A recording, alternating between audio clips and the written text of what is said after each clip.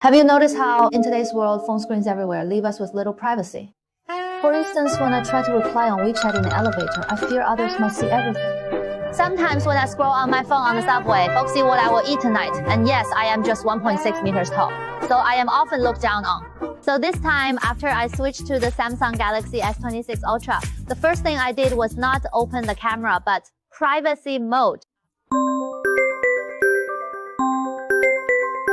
The privacy mode on the S26 Ultra is not just a physical block, it is screen angle control. Its privacy mode can be toggled on and off, letting you enjoy the top-tier screen in safer surroundings. When privacy is needed, just swipe down to toggle it on. If things look off, switch to defense mode right away. You can see, once I turn it on from the front, I can still clearly view my screen just fine.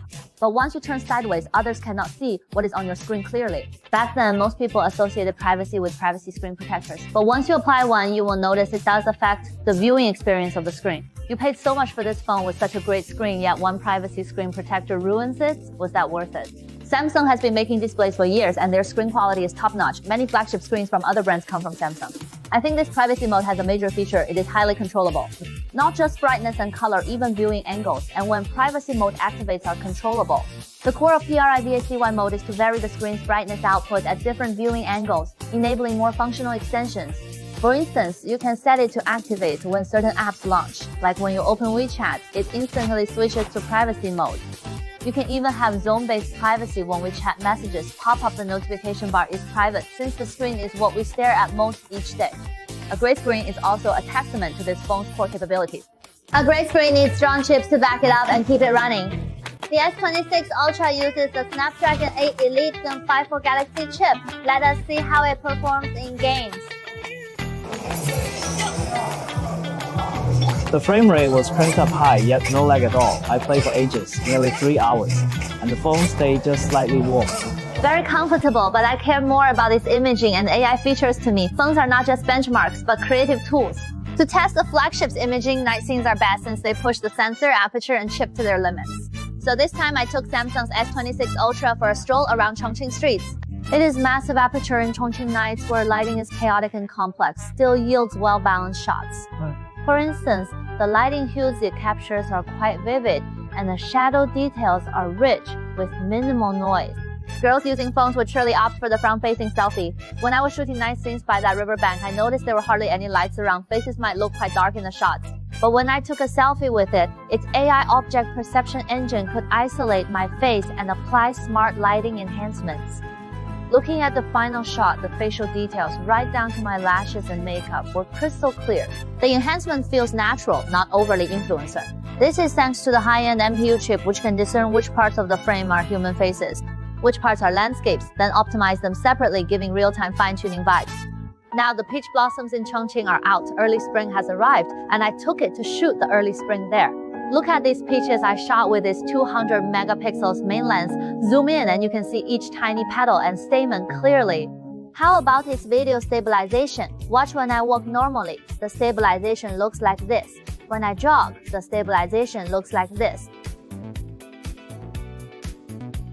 And even now, once you turn on the super steady horizon lock mode, I rotate my phone through huge angles, yet it still keeps the footage you capture aligned with the first frame of your phone. The recording stays consistent.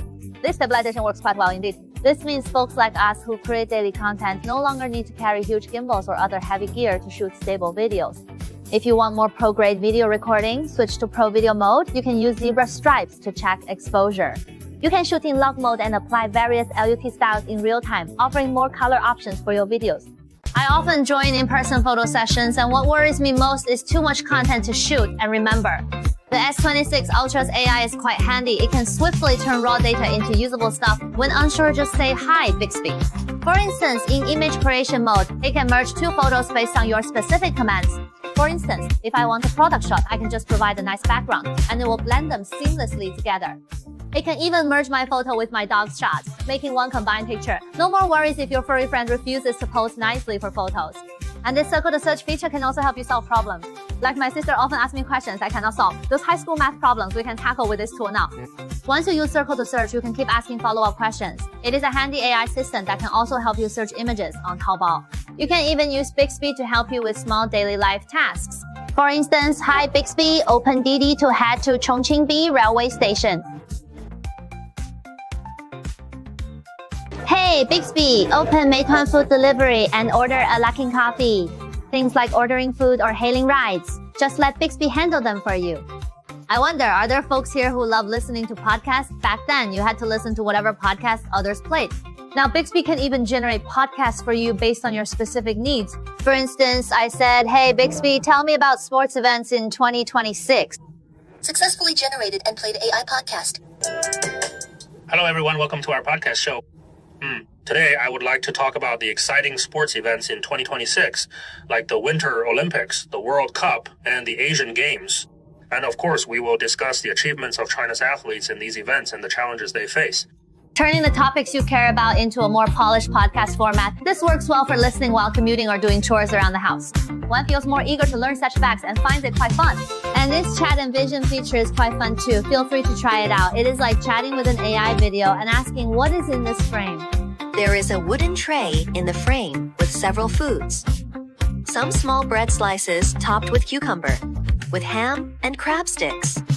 It recognized, well, crab sticks, cucumber with ham, all were picked up clearly.